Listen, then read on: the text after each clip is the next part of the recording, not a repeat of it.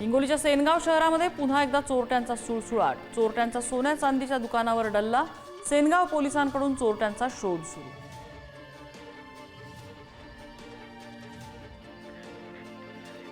कोल्हापूरच्या गांधीनगरमध्ये किरकोळ कारणावरून दगडाने ठेचून तरुणाची हत्या। 7 जणांच्या टोळक्याकडून दगड आणि बॅटने मारहाण करून हत्या। 3 अल्पवयीन मुलांसह आरोपी ताब्यात। बुलढाण्याच्या डोंगर खंडाळामध्ये मायलेकीला 4 महिलांकडून जबर मारहाण।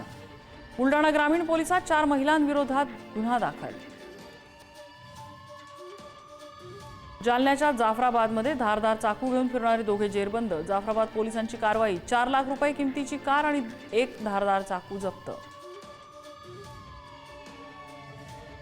छत्रपती संभाजीनगरच्या बालगृहातून मुलींचं पलायन प्रकरणाची राष्ट्रीय महिला आयोगाकडून गंभीर दखल।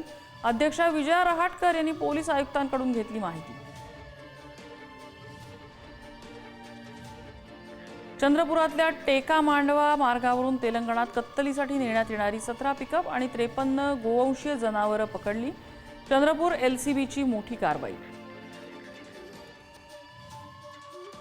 बुलढाण्यात मलकापूर पोलिसांनी पकडलं 22,88,000चं पांढरं चंदन। चंदन तस्करांचं मोठं रॅकेट उघड होण्याची शक्यता।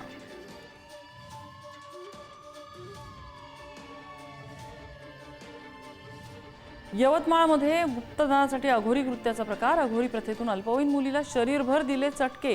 भोंदूबाबा आरोपीला अटक।